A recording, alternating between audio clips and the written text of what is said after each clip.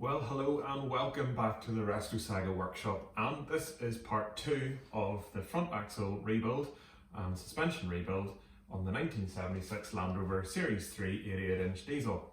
On the first episode you saw me taking the axle off, taking the springs off, and this episode is breaking it all into its component parts, getting them all clean, painted and ready for reassembly. I'll also be reinstalling the front springs, and there's taking you through really all the bits and pieces that are necessary to get my Land Rover back on the road.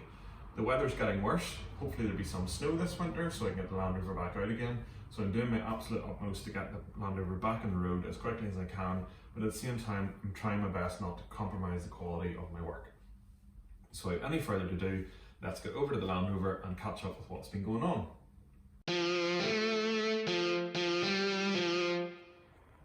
So we're back here at the axle, and as you can see the diff has been removed. I've cleaned out all the gunk and muck. There was a little bit of grit in there, I've all wiped it out, and I've brake cleanered around where the new gasset's going to go, having scraped off the old one. A few more components have been cleaned. Still a very ignorant stud, but I have a technique figured out for that. And over here we have the diff, which I've just brake cleanered around the rim. Still lots more to be cleaned, and way over there is a spring which is putting up a bit of a fight in terms of the bushes. I'm still sitting on the fence as to whether just to buy 2 new springs and be done with it. Full front end finished and hopefully never be at it for a number of years again. I have both bushes out of this one, but the other one has put up more of a fight. In a slightly random cut too, this is what I've had to resort to get this last stud out of the swivel housing. I've put the swivel housing over a fence post to hold it because I broke my vise, and I've just good old fashioned set of pipe wrench, and it is starting to come. So a bit more elbow grease and we'll have this out. So a bit of a jump too here. I have the differential back in the diff housing, a nice neat bead of RTV sealant, gasket sealant plus a brand new gasket, and it's all been torqued down. Pretty pleased with this. I've just given it a wipe over with a bit of white spirit just because I know it contaminated the freshly degreased paintwork. So it's ready to go for the new coat of paint, and I've wiped down the brake drum and a steering arm just because they're ready to go. I have new bearing races arrived for this, so that'll be a job. Still on the fence about the freewheeling hubs, waiting to hear back about those. And swivel housing done on one side, just need to get the other side done. And like I said, big oily mess ready to be sorted out, but a bit of progress to be made here. And so a little bit of painting later, we have quite a shiny, actually, front axle casing, one of the brake drums and one of the steering arms. I started into painting because I thought it was going to be a while before the output flange arrived. I'm replacing this with a new seal in the output because it was leaking, and a new dust cover. The main reason being, in my mind, there's no point in replacing the seal if you're not going to replace this, because this is what the seal runs on, and I'm pretty sure it's going to be rusty and pitted, so I might as well replace the whole lot and be 100% sure I've done everything I could have to make it leak free. But having said that, the postman then arrives with a new output flange. Dun dun dun! Blue sticker, but I couldn't find a Barmac one for a reasonable price, so Britpart it is. I was once told never to buy anything that rotates from Barmac, or from Britpart even, and always in preference of Barmac, but such is life. And to be fair, my swivel kit, which is still sitting inside the Land Rover, is from Britpart, so not everything that comes in a blue box is trash. On this side, I finally managed to get the steering arm off, and it's hidden under some muck here. This is the hub from the driver's side. It's going to need completely checked over. This is all going to need dismantled and cleaned. The amount of stuff needing degreased is growing, and the 2 shafts are going to need inspected and cleaned, and I'm going to replace the bearing surfaces on those as well. So plenty to be getting on with, mostly cleaning, degreasing and then painting. Lots to be done, and then as with any front axle rebuild that I've done, it all just sort of comes together quite quickly in the end, but the garage is an absolute mess at the minute, so it all needs just tidied up. But let's keep going. Okay, so a little bit of time later, and this is my pile of degreased parts. Yes, they're all wet, but use the hose to wash the engine degreaser off, so That spring belongs to those brake shoes. Back plate for the passenger side, on another steering arm, a spring plate, some washers, and this is the hub. I was really hoping that the bearings in this would be okay, but they weren't. So, new hub set of bearings, which is annoying, extra expense, and I've degreased some of my tools. Over here, just need to take the brake pack plate off the swivel housing and the stub axle. Those all need degreased, and this hub needs disassembled and degreased. And then I can finally get this bit in the middle all cleaned and put away. Those swivels are going in the bin. Shock absorber needs cleaned up, and just generally the whole place needs tidied. But of course it's now pouring outside, so not much more to be degreased outside today, otherwise I'll just get wet. Over here though, I'm going to try and get this nut taken off. Now, when I initially built up this axle way back when I restored the Land Rover about 10 years ago, I couldn't get this off, so I never replaced this seal. I'm a bit more determined, and I have a secret weapon. This is what I used for the back axle when I did it, and you might remember that, or you'll be able to look back to the other video.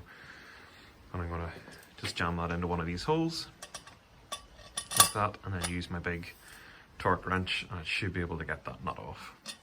Let's see. So either I'm stronger than I thought, or that bolt was on way too tight. I've managed to pull my bolt all the way through this steel bar, and the nut hasn't budged an inch. So time for an alternative plan, I think. Tiny little bit of skipping ahead later, and the axle is completely painted the whole way around, which I'm glad of. And as you can see, I've managed to get the oil seal out, and I finally got the retaining nut off by largely destroying it. I had to use a chisel just down within the castellations, which just expanded the diameter enough to get it off. It really didn't want to come any other way, and I was afraid of hurting myself either by the axle falling off the axle stands or something else. So I've destroyed that nut. I've ordered a new one, which has just arrived by the postman. I'm going to put a new seal in, and then I have the new input flange and a new,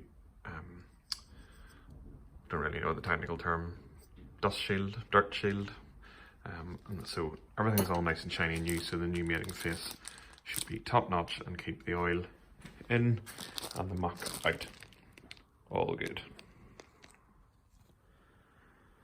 And there we go, having remade my diff holding tool, which I just took into one of those holes, like that, put a bolt through it and then tighten against it. I've now done this nut up to the recommended 120 pounds-feet, and I'm just going to put a split pin through it, and that's that job done. I think, to be honest, I'd be better just popping that axle on, get it out of the way, and you might just have noticed that I caved and bought 2 new springs. Wasn't worth fighting with the old ones, so I've gone ahead and bought those, and this is a stack of freshly painted parts, which is nicely starting to grow. Quite pleased with the swivel housings. Masked off any of the mating surfaces because it's good not to get any paint on those. It's masked off right there. Drums, 1 spring plate, 2 steering arms, 1 brake back plate. These bits here are still to be degreased. I still have to take the bearing races out of that, and this is ready for paint too. So plenty to be getting on with. I have 2 studs to take out of this, as I've said, and I'm looking for some freewheeling hubs to replace those. Making progress. So just going to take a closer look at these springs. 2 front springs. Obviously leaf springs. I haven't gone for the parabolics. The front springs on a diesel Land Rover have 11 leaves versus the petrol ones have 9, presumably because the diesel block is a bit heavier, I think. As you can see, this spring here is a bit more of a curvature than this one, so this is going to be the driver's side, and it's really important that because they are handed. I got 2 new shackle bolts, mainly because I mangled the other ones, and I've got new nylock bolts even for the other nuts that I am. Hold on, nylock nuts for the other bolts that I'm reusing. Can't even talk today. So I'm gonna pop a little bit of oil in these. I like to let some oil just run in between the leaves, try and stave off as much corrosion as I can. And then I'm going to get them fitted underneath there, but I'm going to have to do a bit of a tidy up first. So I've got a bit of workspace, get the springs bolted on at the back, put the axle on, and then bolt the springs on at the front. I'm not going to tighten anything up today, but just to get the axle out of the way so I can get more painting done. Oh, how I love to fit some shiny new parts. Here we have the springs on both sides. The axle is reinstalled. I didn't want to video it because it'd be pretty ugly and a bit of a health and safety nightmare. So best left to the imagination as to how I got that up there. And it did involve my 2-year-old son being helpful with the copper grease, which is around here somewhere. Just stuck this screwdriver in here to hold this at the meantime. This will obviously be bolted. And there's a screwdriver on the other side as well, but it was just easier to line the springs up at the front and back. This is bolted on loosely to make sure the axle doesn't fall over on itself. It's not bolted on the other side because I don't have the spring plate cleaned up and painted yet. Copper grease everywhere, including on top of the spring plate, underneath the axle, on top of the spring. Copper grease in all the threads and bolts, front and rear. Basically, I put copper grease quite heavily on when I put the axle on, and I paid dividends taking it off, so glad to do that. You can see the new input flange there. Prop shaft ready to go back on again. I just need to remove the breather, the filler bolt around the front, and the filler point at the bottom. Get them all cleaned up just for a wee bit of detail, not out of any mechanical necessity. And that'll make it all nice and tidy. So getting there slowly but surely. I'm going to buy myself a ratchet strap and really go to town fitting this properly. Put a bit of tension on the springs before tightening up all the bolts so that it is sitting level. And then I'm going to redo the back as well because I didn't quite do it and it's sitting high again. So really excited to get this back on the road now. Time to start thinking about getting these swivels built up and getting on further with that. And here we are at long lasting, the final bits and pieces of painting. This is the second side of the spring back plate, second side of the brake back plate. Last coat here in the brake drum, and I've just taped up the hubs here, so I'm going to do the top face and then flip them over once that's dry and do the back.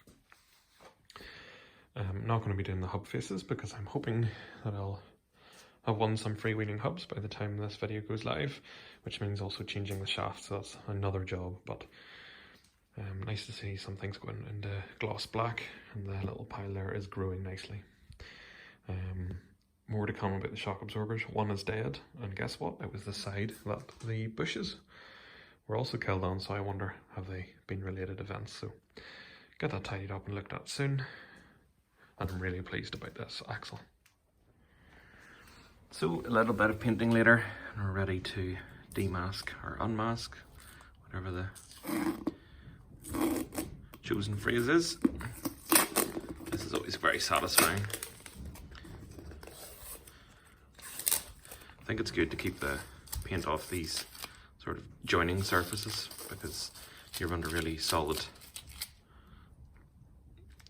screw surface, and it's nice and flat, and if it's covered in paint, the paint will obviously get worn because it's soft, and then things won't join up, and that's where the brake back plate comes onto. So the brake back plates were actually loose in this when I took it apart, so I have to say I'm quite keen that it all be nice and solid. I'm probably going to file that outer edge there just to make it nice and smooth. Put a bit of wire wool around the inside, and then it'll be ready to go on. So add that into the pile of things that are finished painting. Just waiting on some other bits and bobs. Then get the chrome swivels built up and start to put them on. And yes, there's still a screwdriver holding that spring on. So I made mention earlier of the shock absorbers. These are actual Armstrong shock absorbers. You can maybe just make the writing out of those. Whereas the ones that went on the back of the Land Rover were Brit part. I think that was all I was able to get at the time when I originally rebuilt this. But neither of these shock absorbers are giving a nice smooth action in and out. In fact, one of them is actually very little resistance in the expansion and quite stiff in the compression. So both of these are no longer serviceable as per the manual. I'm not an expert in shock absorbers, but I've done what the manual says. So those are both going to need changed, and I'm actually going to put Brit part ones in because if they're good enough for the back and they've lasted, they should be good enough for the front.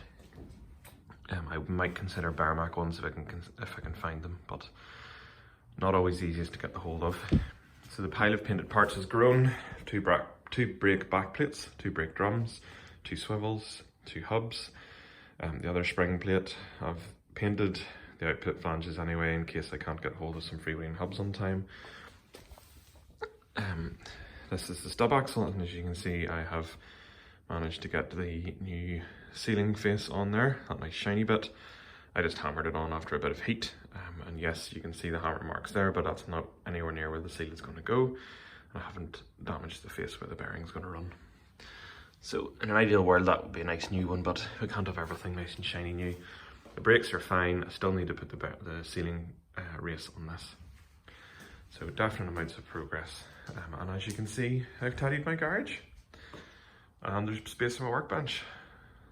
It's not really like me to have a completely messy garage, but it's nice to have a bit of space and to be able to walk around a bit without tripping over things. The sheet of cardboard down for saving my garage floor was effective, but it's left an interesting outline. So let's wrap this video up, and will join me again next time when I'm putting it all back together again. So I want to thank you all very much for watching this Rescue Saga workshop, part 2 of the Land Rover Series 3 88-inch diesel front axle and suspension rebuild. There's been plenty going on in this episode, but it is a little bit repetitive of all the cleaning, de-rusting, painting and getting everything gathered up ready for reassembly. I'm really doing this down to the final nut and bolt because I want it to go together and be right. And there's some interesting modifications, well, if you can call them that, or like upgrades to this axle that I want to make. So be sure to follow those in upcoming episodes. Thanks very much for watching. If you really like this, give me a thumbs up. I appreciate all your feedback. You can also give me a comment down below and I reply to all my comments, be it here on YouTube, on Instagram, on Facebook or on Twitter. You can follow me across all those platforms and I do my best to mix it up a bit across them all so you're not getting bombarded with the same content all over the place. Please also hit the subscribe button. I'd really appreciate your follow, and I hope to catch you again very soon and see what else has happened here on the Rescue Saga workshop. Cheerio!